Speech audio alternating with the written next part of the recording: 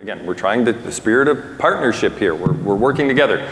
The three people on the left have invested money and people and positions and things and software and data. They're spending money exponentially or a percentage of what their total revenue is goes toward e-commerce.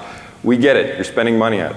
The guy on the left, Howie, on your right, okay, he's spending money and resources and people and teams and stuff. And so I think we have to get away from a world where we think, well, my partner's not committed, so I'm not. We're all committed, okay? Let's feel the pain a little bit together, all right? If you really want to be an e-commerce force 10 years from now, when Amazon is going to continue to be an e-commerce force, you have to understand that your supply chain partners are spending a lot of money right now, okay? And they're trying. So let's not, have some kind of weird pushback where you don't feel like your supply chain partners that you're trying to reimagine your partnership with are not as committed as you are, because they really are. And for that, I bring you Runts, which, by the way, is the worst candy ever made, okay? Full disclosure, my sister works for the company that makes Runts. And so it's a lot of fun around Thanksgiving when we're cutting up cake and I have, a nice piece of pumpkin pie on my plate and I put Runts on her plate because they're gross. So she sent me this from Walgreens, actually, just to tell me one day in a text message that Runts were on sale, which I thought was really funny. I'm like, yeah, it's great. I would never stand in an aisle at Walgreens and be like, right to the Runts. There's chocolate all over the place. Never happening. But here's what I noticed. This is the reasonable expectation of a shopper, okay? Whether they're at your B2B business or they're shopping at Walgreens. You see all these little images down here? That's a side view of a Runts box. Who cares? But that's what the Runts people provide. And you want to know why they provide that? Because that's the expectation of people who shop. That's funny. I mean, and somewhere in there's like the nutrition of Runts, like there's nutrition in those little bananas, I don't even know. But in general, that's what our customers, whether they're contractors or whatever they are, that's what they expect from your distributor website or from what your manufacturers have to supply. So we have to dig a little bit into 5 images of a Runts box and say, how are we data warehousing and how are we organizing all of this data? Because that's what I expect when I go to the Walgreens website. So Howie, how are you committing yourself to data warehousing and making sure that every one of your partners has 5 images of a Runts box? Yeah, so the first thing is architecture, right? You have to develop a DAM system, a digital asset management system, and tie it with your PIM system. They've got to work hand in hand. So once you've got the architecture in place, you've got to spend a lot of time talking with your teams and developing the right tagging of all your assets. If you don't tag them correctly, you can't find them. And once you've tagged them, you can then go to one central location where you have version control over all your assets and be able to distribute it and syndicate it out to all your different applications. And also, from us, our standpoint, our customers as well. And then the analytics around it. Who's downloading what? How are they using it? What works? Is all within. Now you have more visibility, transparency on the performance of your assets. I also want to emphasize the need to put metrics around it. Content effectiveness. How is it performing from searchability standpoint? How is it performing to our customer sites? How is it performing in terms of helping sales win jobs, generate leads? How is it performing in terms of generate sales in itself? You've got to build metrics around your content. And then content creation, curators, right? It comes from various places. For us, we invested, our biggest hole last year was images. And the biggest request from you guys were images. So we knew we had to break the rules, going back to what Dara said. We had to break the rules. We couldn't take images fast enough using traditional methods of a still photographer. That requires post-production, and the cost of a single shot was extreme. So we invested in a technology that allows us to take 24, 48 images for a fraction of the cost. And now we can get those 5 images you need of a gray box, right? Whether or not you need it, we have it. And then the great thing is repurposing that content. We talked about repurposing content last year. These images, we can take a single still shot and use it for trade shows, use it for brochures, take a different angle, use it for videos. So it's repurposing that image. So I encourage everyone to really think outside the rules and figure out ways to create content faster than you've done before. We talked a lot in our organization about we don't have the manpower to do everything that we need from a content standpoint. How can we leverage a concept called crowdsourcing in content? If you take, for example, Lowe's, anyone can contribute and enhance their content on Lowe's now. You click on a product, it pops up, you can actually say, this information is wrong, or you forgot about this feature. I experienced this. I'm sure there's a back-end workflow on it, right? But they're using crowdsourcing to enhance their content. Amazon has some of that capability in some of their product portfolio, right? Why not allow a contractor or your staff or your sales folks to help contribute to your content? They've got years and years of knowledge, and Ted's article last year, about 20% of the population will be retired by 2020. That knowledge is gonna go away. Have them contribute content and their knowledge or tribal knowledge today. Build an environment where they can contribute and enhance your digital business with content. And so where would you be without data warehousing? Without being able to put it someplace where people can get it? Your supply chain partners can get it. So we've got to build a ecosystem that allows customers to get data the way they want to. In today's world, you guys are going to IDW, trade services, AD, central source of content, right? Other distributors want it directly from us. They want it different formats, non-structured schema. So it's very complex and challenging to be able to create a system and process to accommodate all the different requests. But we have to do it. We can't expect everyone to go down one path, because what happens when everyone goes down one path is everyone's website's gonna start looking the same. When you start looking the same as your competition, you will not show up on Google, right? Google has logic and the algorithms that determines the richness of your content to rank you. If you look like the same person next door because you're getting content from the same place, you're not curating it differently and telling your story differently, you will not show up. And so we're only half the battle, right? Once you get our content is how you really leverage that content to tell your story, your brand, your solution, your value proposition. So Pam, where would you be if one of your supply chain partners did not have data warehousing? I mean, what's your initial, oh gosh, what are we gonna do now? What's the strategy from there? So we're in that boat right now. So we have our buying group and we have our data warehouse. We don't have the manpower to take files directly from Siemens and get it in our system. That's not a resource I have. So without those programs, I wouldn't have much data. And we just invested in a PIM tool, which is new for us through our buying group. That is night and day, one of the best investments that you can make. If you're considering doing e-commerce, you've got to look at a PIM. It is me. I used to do everything inside of Eclipse, inside of our ERP system.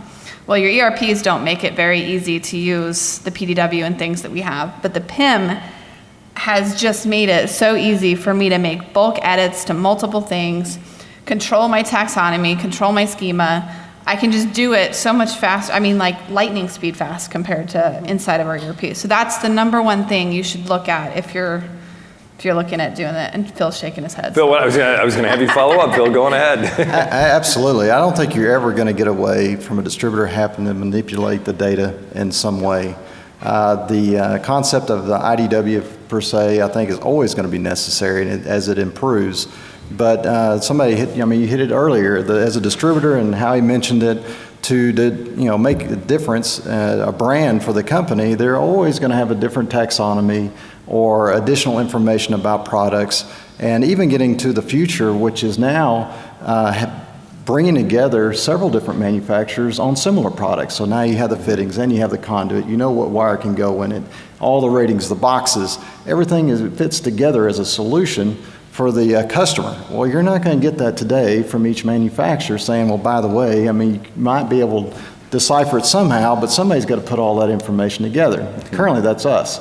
So that, the other thing is that the PIMs, which is absolutely right, and I think that's where, our manufacturer partners really need to look at. It's one thing to look at our website and see all the holes, but what they don't see is the solutions we're putting in our place for our salespeople, the ones that are out in the field with the tablets, presenting the little videos that y'all provide us, which are great, showing the customers what y'all's products can do, and they have all the information at their fingertips, being able to show, sell, design the solutions for the customer and providing that service.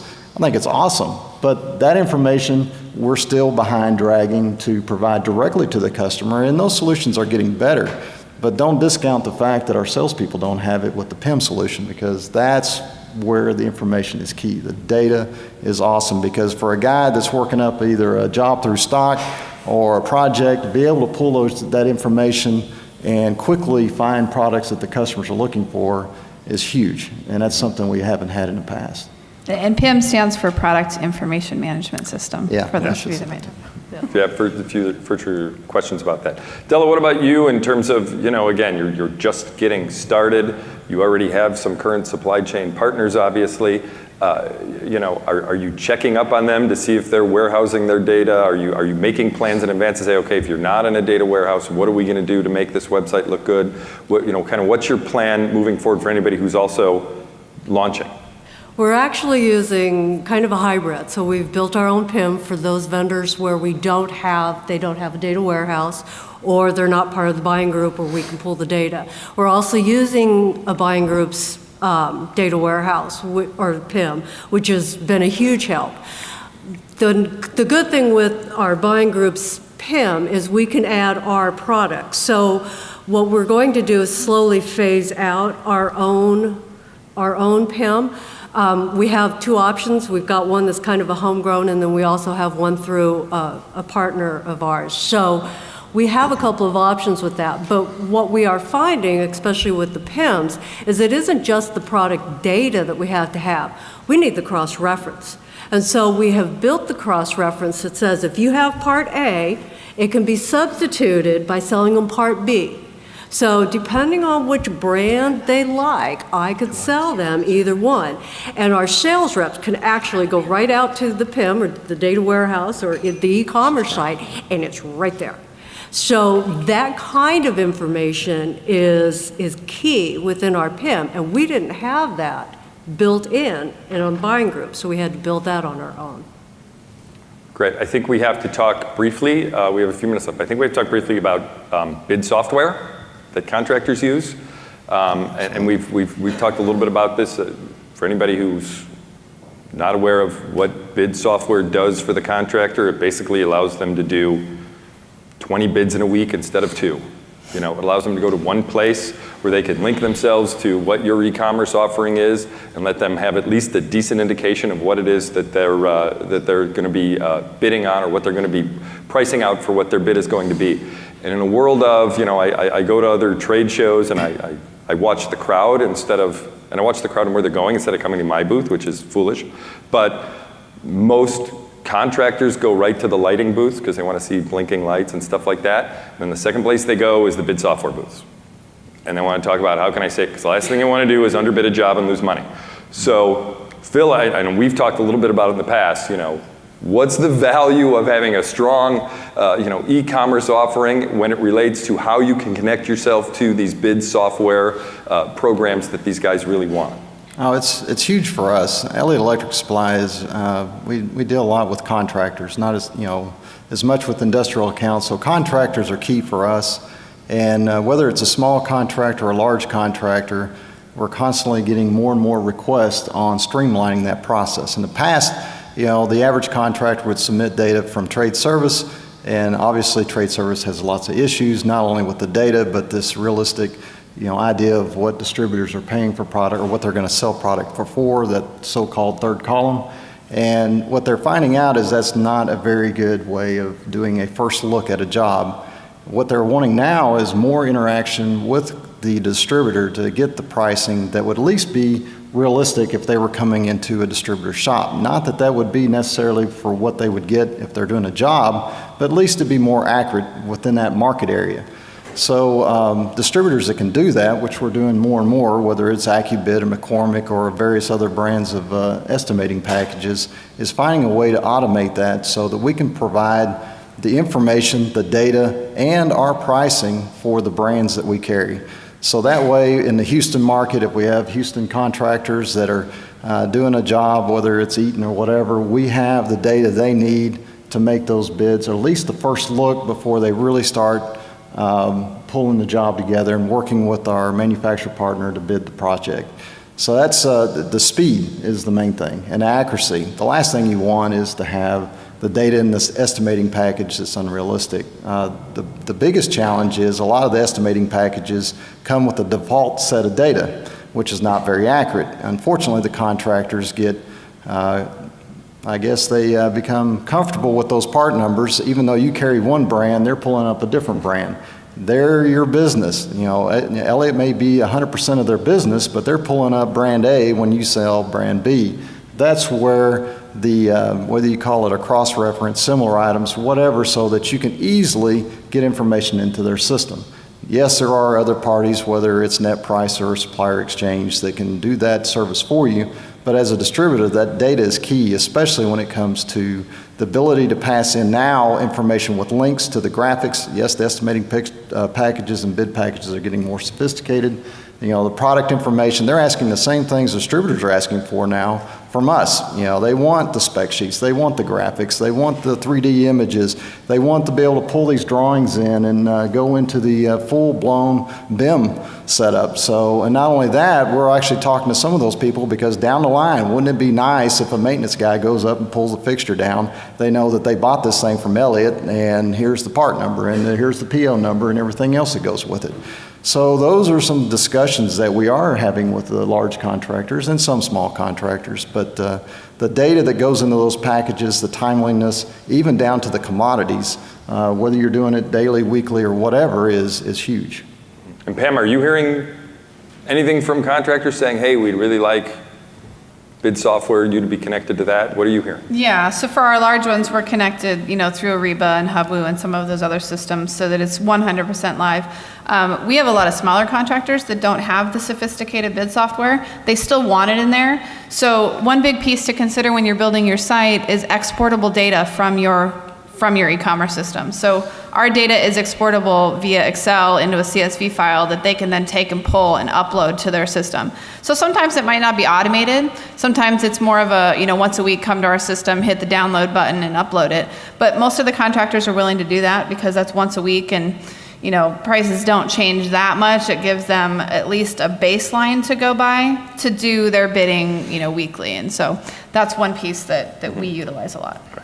Well, we're about out of time, but I want to make sure that, you know, we're fairly clear again. Some of these bigger companies and bigger distributors, bigger suppliers are certainly, you know, investing more in their e-commerce offerings, but I think they're investing a percentage, and I think you have to evaluate what your percentage is, and you have to evaluate how you're going to partner with your supply chain partners to continue to build this going forward, because I think that's really important. So big thanks to our panel, all of them, and the insight that they gave us.